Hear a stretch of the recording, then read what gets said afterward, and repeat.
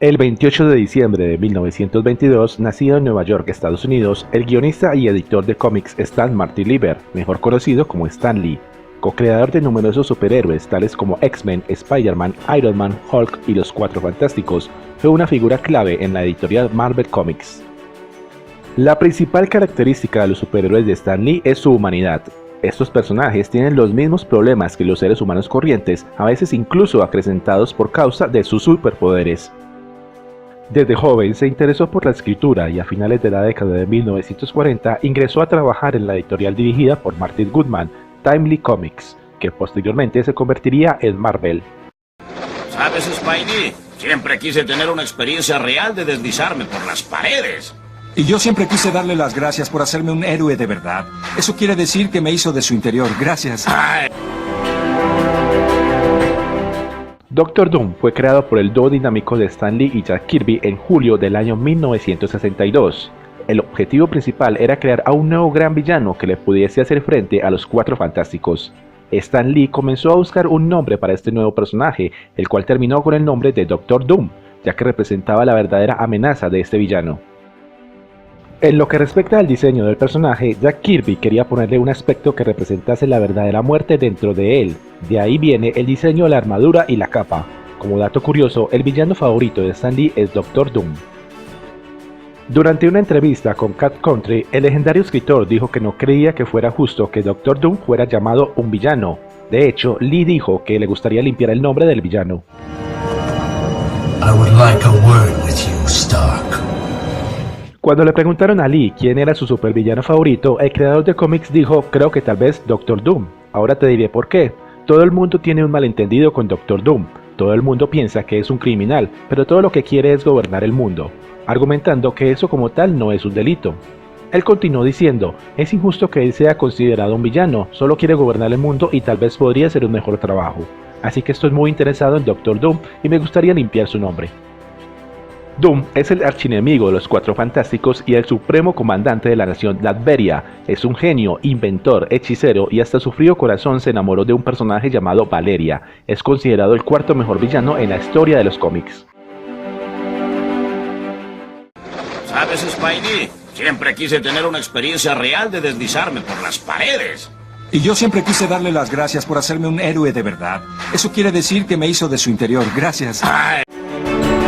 Su primera aparición fue en julio de 1966, hace 52 años, en el número 52 de los Cuatro Fantásticos. Jack Kirby y Stan Lee presentaban el primer superhéroe negro en un cómic mainstream, el sensacional Black Panther. Jack Kirby le restaba conciencia política y ambiciones creativas al nacimiento del personaje en una entrevista publicada en 1990. Se me ocurrió Pantera Negra porque me di cuenta que no tenía personajes que no fueran blancos y tenía muchos lectores negros. El primer amigo que tuve era negro y aquí estaba yo ignorándoles porque me estaba asociando con todos los demás. ¿Sabes qué? Yo recojo estas, las paso para acá y cuido que no se vayan a perder. Black Panther nació en la era de los derechos civiles y era un claro reflejo de la situación política de la época. Un mes después de la declaración de Black Power de Stokely Carmichael, el personaje debutó en los Cuatro Fantásticos número 52. La historia continuó con el número 53 y 54 y nos contó todo lo que necesitábamos saber sobre los orígenes del personaje.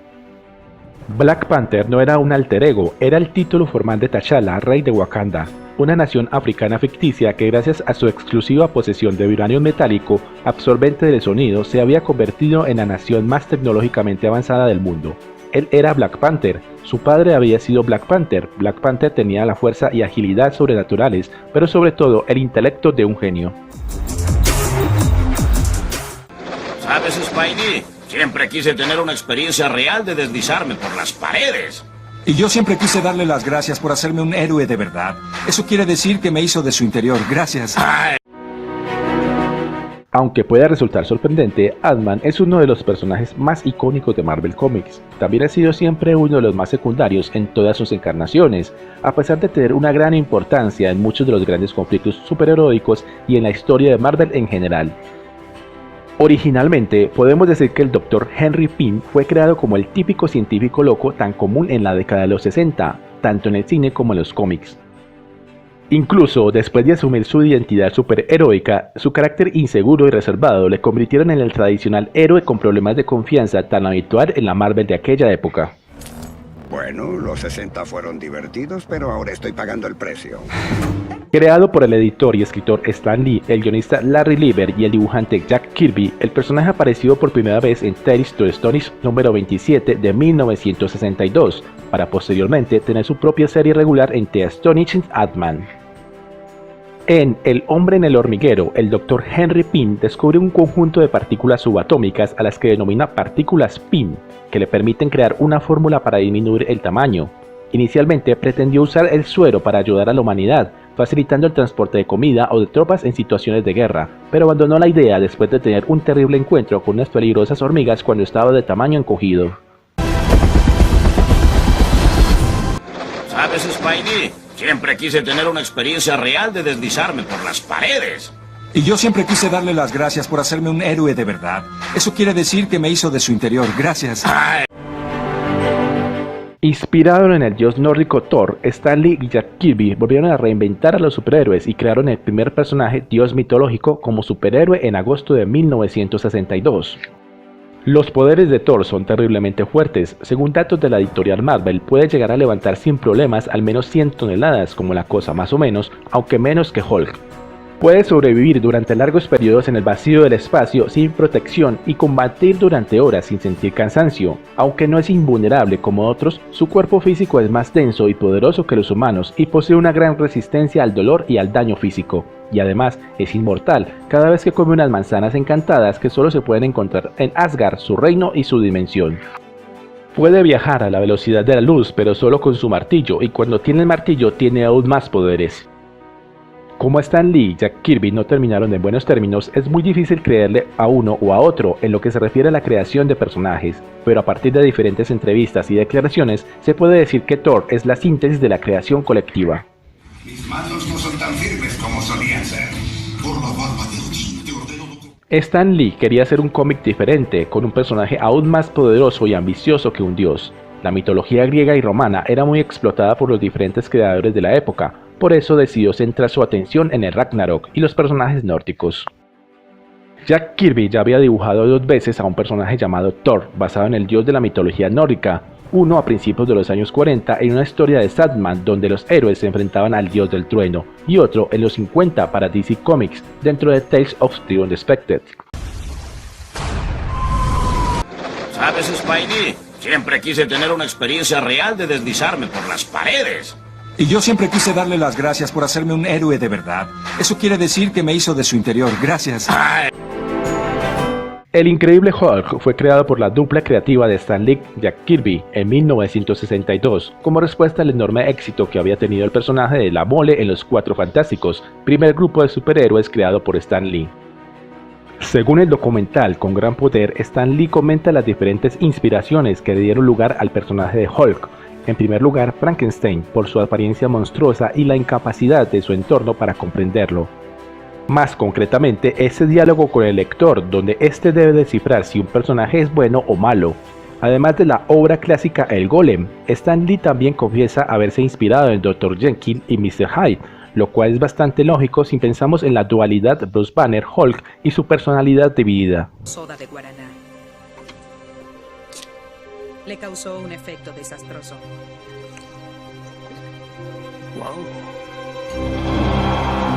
En el canon original, Robert Bruce Banner es un científico que trabaja para el programa nuclear del gobierno de los Estados Unidos. Hereda un gran trauma infantil producto de los abusos físicos de su padre, el Dr. Brian Banner, quien termina asesinando a su madre en un ataque de ira. Para poder lidiar con su enojo, Bruce desarrolla una patología de personalidad dividida, lo que explica esa dualidad del personaje y cómo su furia deriva en constituirse como un personaje más Hulk. Trabajando para el Departamento de Defensa de los Estados Unidos, Bruce Banner es accidentalmente alcanzado por radiación gamma cuando intentaba salvar a un adolescente que había caído en la zona de pruebas. Las consecuencias inmediatas de este acontecimiento son las conocidas por todos los lectores de los cómics. El científico Banner se convierte en Hulk cada vez que la adrenalina del estrés recorre su cuerpo. ¿Sabes, Spidey? Siempre quise tener una experiencia real de deslizarme por las paredes. Y yo siempre quise darle las gracias por hacerme un héroe de verdad. Eso quiere decir que me hizo de su interior. Gracias. En el año 1961, Marvel, una pequeña editorial que entonces se llamaba Timely Comics, sobrevivía adaptándose a las tendencias del mercado. Si el dueño Martin Goodman veía que se vendían los tebeos de ciencia ficción, se los encargaba a Stan Lee, en ese entonces director artístico y guionista. Si la tendencia era románticos o del oeste, pues lo mismo. En este año hubo un resurgir de los cómics de superhéroes con el éxito de la Liga de la Justicia de DC Comics. Así que Goodman encargó a Lee que crease su propia Liga de la Justicia. Para ello, el plan era traer de vuelta a Antorcha Humana original, Namor y el Capitán América con algún añadido. Pero Lee no quería tener que imitar los éxitos de otros y decidió dejar el mundo de los cómics, aunque antes quiso entregar a Goodman un cómic que fuese realmente original y rompedor, con unos superhéroes que fueran muy humanos y que se pasaran el día discutiendo entre ellos. Invitation, sir. I should be on that list. Name? Stanley. Yeah, nice try, buddy. Nice try. Really. Así nacieron los Cuatro Fantásticos: Reed Richards, Mr. Fantástico, Susan Storm, la Chica Invisible, Johnny Storm, la Antorcha Humana original y Ben Grimm, la Cosa, que en un principio no parecían tener nada de originales. Si nos fijamos, son los cuatro elementos: tierra, aire, agua y fuego, además de que la Antorcha era una actualización del personaje de los años 40 y la Cosa podría ser uno de los monstruos que Lee escribía para las series de Timely dibujadas por Jack Kirby y Steve Ditko. Sin olvidar que en sus primeros números se enfrentaban a monstruos como el Hombre Topo y a extraterrestres como los Skrulls. Además, no tenían identidades secretas, algo que también era revolucionario en el género. No tenían uniformes de superhéroes y tampoco vivían en universos ficticios como Gotham o Metrópolis, sino en Nueva York, la Gran Manzana. Y por primera vez, un monstruo, la Cosa, se convertía en un superhéroe. ¡Qué caliente! Sí, gracias a ti. ¿Sabes, Spidey? Siempre quise tener una experiencia real de deslizarme por las paredes. Y yo siempre quise darle las gracias por hacerme un héroe de verdad. Eso quiere decir que me hizo de su interior. Gracias. Matthew Michael o Matt Murdock, hijo de Jack Murdock, un boxeador local asesinado por la mafia por negarse a participar en un combate arreglado y que siempre aleccionó a su hijo para que usara cabeza antes que los puños, es uno de los héroes de Marvel más interesantes por su condición. Hijo en realidad del mítico creador de cómics Stan Lee y del artista Bill Everett, con la ayuda de otro icono de la viñeta como fue Jack Kirby, el apodado Hombre Sin Miedo tuvo un origen similar a otros superhéroes de la editora, en este caso una exposición a una sustancia radioactiva que alteró sus sentidos más allá del límite humano, pero dejándole sin uno de ellos, la visión. El 1 de abril de 1964 nacía el primer superhéroe ciego de la historia. A lo largo de la etapa de Lee en Daredevil encontramos muchas de sus virtudes, pero también muchos de sus defectos que se podían observar mejor en esta serie, en la que pese a contar con la colaboración de excelentes dibujantes, no contó con la ayuda en cuanto a argumentos e ideas de Jack Kirby o Steve Ditko, aunque Gene Colan pronto tendría mucho peso en el desarrollo de las historias.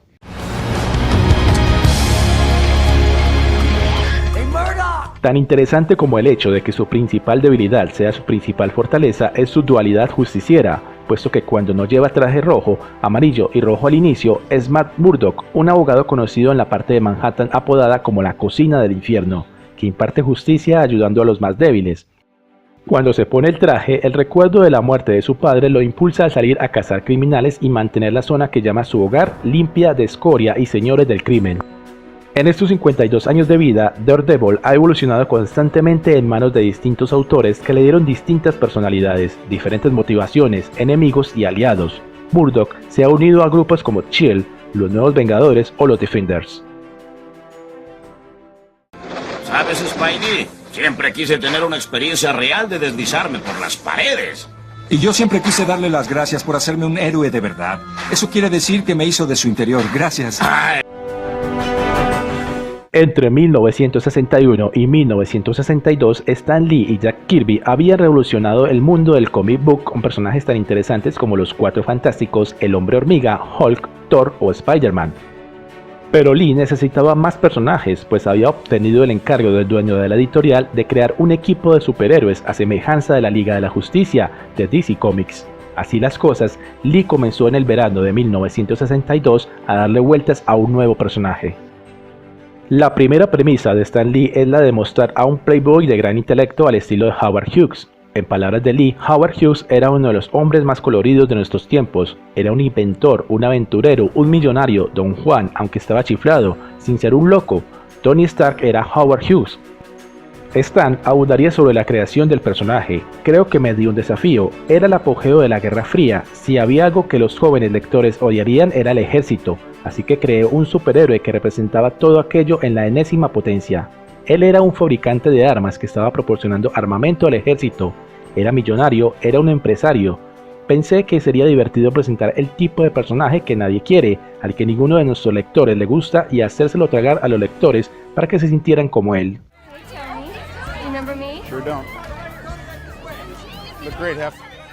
Aunque Stan nunca lo ha confesado, la figura de un justiciero sin poderes sobrehumanos, millonario, de un intelecto capaz de crear grandes invenciones y con una agitada vida social recuerda poderosamente a Bruce Wayne, Batman, personaje que sin duda es la otra fuente de inspiración para Stan Lee.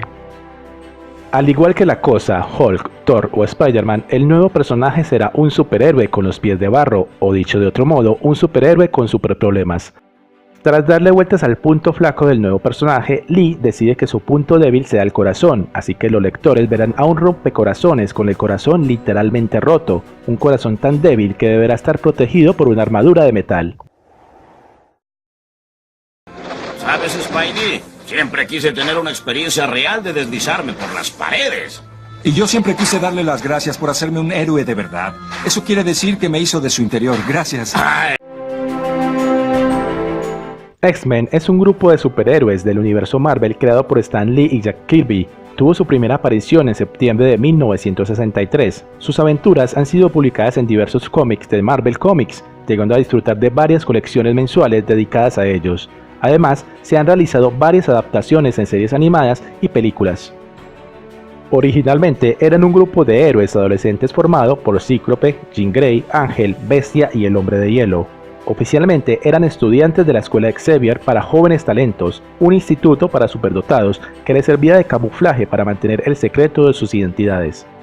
Mientras Charles Xavier les enseñaba a utilizar sus poderes, sus primeras aventuras fueron en su mayoría enfrentamientos con su archienemigo, el también mutante Magneto, y con su Hermandad de Mutantes, una organización de mutantes creada por Magneto para ayudarle en su lucha contra los humanos no mutantes para someterlo bajo su liderazgo mutante. En esta primera etapa se da la introducción de personajes como Mercurio y la Bruja Escarlata, que originalmente formaron parte de la Hermandad y posteriormente de los Vengadores.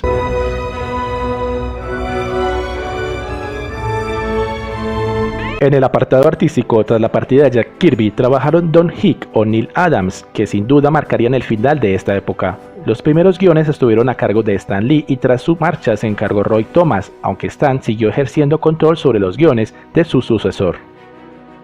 La serie fue lanzada con guiones de Chris Claremont y Dave Cockrum, en un principio conservando únicamente Xavier y Cíclope del grupo original, aunque más adelante Jean Grey volvería al grupo. La nueva formación de X-Men estaba compuesta por Wolverine, Tormenta, Nightcrawler, Banshee, Fuego Solar, Ave de Trueno y Coloso. Tras el Giant Size número 1, Fuego Solar abandonó la formación argumentando que no quería pertenecer a ningún grupo, y Ave de Trueno murió tras su segunda misión.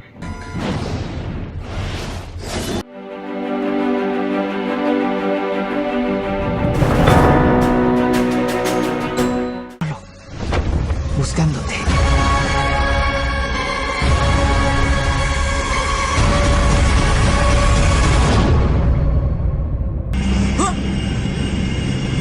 Nick Fury, director de S.H.I.E.L.D. Son las siglas de Sistema Homologado de Inteligencia, Espionaje, Logística y Defensa.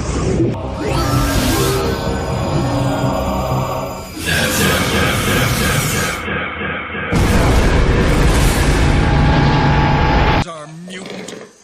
Your kind have enslaved the peoples of the savage land. Take me to your master, or you will pay for your crimes.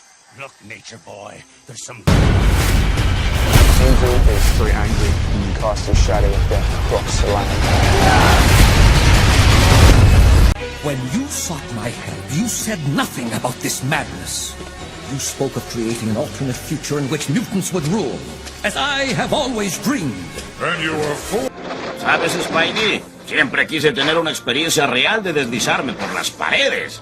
Y yo siempre quise darle las gracias por hacerme un héroe de verdad. Eso quiere decir que me hizo de su interior. Gracias. En 1962, en los comienzos de la llamada Edad de Plata de los comic books y tras el éxito de los Cuatro Fantásticos y otros personajes como Hulk, Hombre Hormiga o Iron Man, el director de Marvel Comics solicitó a su guionista principal Stan Lee que creara un nuevo superhéroe que finalmente sería Spider-Man. En aquella época, los personajes adolescentes en los cómics de superhéroes tenían reservado habitualmente el papel de compañeros del héroe principal, pero Stan Lee no soportaba a ese tipo de personaje y con Spider-Man rompió aquella tendencia al presentarlos como protagonistas. Los lectores se identificarían de inmediato con Peter Parker, el alter ego de Spider-Man, por su carácter tímido, su soledad y su escasa capacidad para encajar entre jóvenes de su edad. Lee presentó el proyecto al director de la editorial Martin Goodman, pero este rechazó el personaje al considerar que las arañas no eran del gusto del público. Le permitió sin embargo que presentase a Spider-Man con el número final de una serie que mostraba en cada ejemplar diferentes historias, casi siempre sobre monstruos, extraterrestres o fenómenos paranormales. La serie se llamaba Amazing Adult Fantasy, que para el que sería el último de su número cambiaría su nombre al de Amazing Fantasy. Les pasa a todos, jamás han visto una nave espacial. Jack Kirby, el mayor colaborador de Lee, fue quien recibió el encargo de dibujar aquella primera historia. Sin embargo, Lee no quedó demasiado conforme con el resultado. A su juicio, el Spider-Man diseñado por Kirby recordaba a otros héroes que este dibujaba, demasiado musculoso, similar al Capitán América. El encargo pasó entonces a manos de Steve Ditko, un artista más oscuro que Kirby, acostumbrado a dar vida a héroes misteriosos y poco habituales. Ditko daría con la imagen definitiva de Spider-Man, desechando por completo el trabajo previo de Kirby, quien había usado un traje tradicional de superhéroe, así como una máscara parcial, unos guantes y unas botas de bucanero, y una especie de pistola que disparaba una telaraña. En su lugar, Ditko diseñó un traje reconocible desde cualquier punto de vista, muy original, de máscara cerrada y grandes ojos blancos, lo cual hacía de Spider-Man un héroe un tanto siniestro. Me encanta verlos juntos de nuevo. Siempre fueron mis favoritos. A los pocos meses del debut de Spider-Man en Amazing Fantasy número 15, el director editorial Martin Goodman comprobó que las ventas de ese número habían sido espectaculares. Goodman ordenó a Lee que concediera de inmediato una colección propia al trepamuros, la cual se denominaría The Amazing Spider-Man, y comenzaría su andadura con fecha de portada de marzo de 1963. Steve Ditko se mantendría como dibujante de la serie hasta el número 38, pero abandonaría la tarea por diferencias creativas con Stan Lee. Sería sustituido por John Romita, quien dotaría a Spider-Man de un aire más romántico, haciéndolo más musculoso y seductor. Romita también modificaría el diseño de Gwen Stacy, un personaje secundario que pronto se convertiría en el gran amor de Peter Parker, e introduciría a Mary Jane Watson, una divertida vecina de Peter con la que muchos años después terminaría casándose. Sabes, una buena persona hace la diferencia. Sí, ahora lo sé.